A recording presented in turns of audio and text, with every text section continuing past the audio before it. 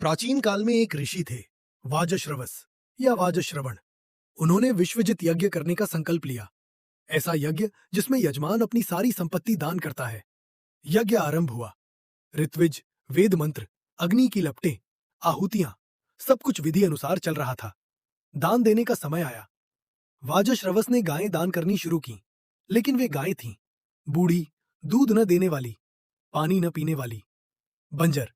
शास्त्रों के अनुसार दान शुद्ध और योग्य होना चाहिए, लेकिन यहां दान औपचारिक था, शुद्ध नहीं। वाजश्रवस का पुत्र था नचिकेता। वह अभी किशोर अवस्था में था, पर अत्यंत बुद्धिमान और सत्यप्रिय। उसने सोचा, दान तो उत्तम वस्तु का होना चाहिए। यदि पिता यह सब दान कर रहे हैं तो उनका पुण्य कैसे होगा। उसके भीतर धर्म बुद्धि जाग उठी। वह पिता के पास गया और पूछा, पिताजी, आप मुझे किसे दान करेंगे। पहले पिता ने अनसुना किया। नचिकेता ने फिर पूछा, फिर तीसरी बार पूछा। क्रोध में भरकर वाजश्रवस बोले, मैं तुझे मृत्यु को दान देता हूं। यह वाक्य क्रोध में कहा गया था, परंतु सत्य वचन था। वेद काल में वचन की शक्ति अत्यंत मानी जाती थी। नचिकेता भयभीत नहीं हुआ।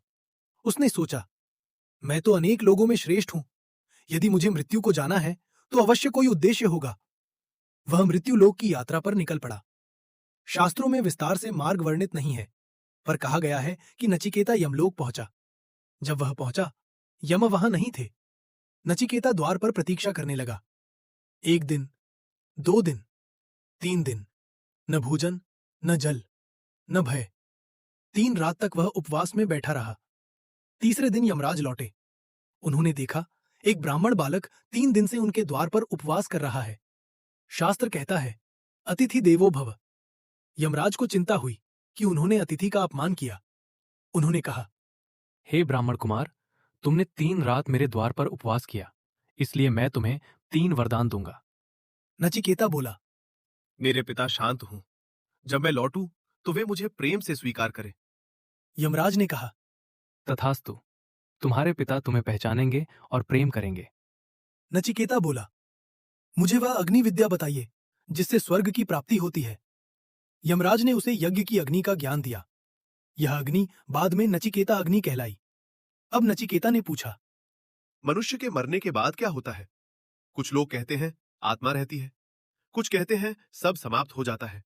सत्य क्या है। यमराज ने तुरंत उत्तर नहीं दिया। उन्होंने कहा, यह प्रश्न देवताओं के लिए भी कठिन है। तुम कोई और वर मांग लो। उन्होंने नचिकेता को लोभ दिया।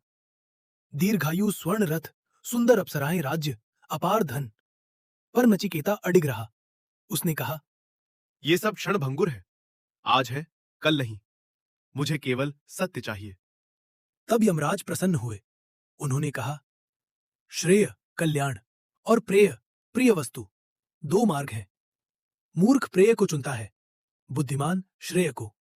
उन्होंने आगे बताया, आत्मा न जन्म लेती है, न मरती है, न कटती है, न जलती है, न सूखती है। आत्मा शाश्वत है। न जायते म्रियते वा कदाचित। यह वही शिक्षा है जो आगे चलकर गीता में भी मिलती है। यमराज ने कहा, जो आत्मा को जान लेता है वह मृत्यु से परे हो जाता है। नचिकेता को ब्रह्मज्ञान प्राप्त हुआ। वह मृत्यु से परे सत्य को जान गया। वह जीवित लौटा और वह उपनिषदों में अमर हो गया।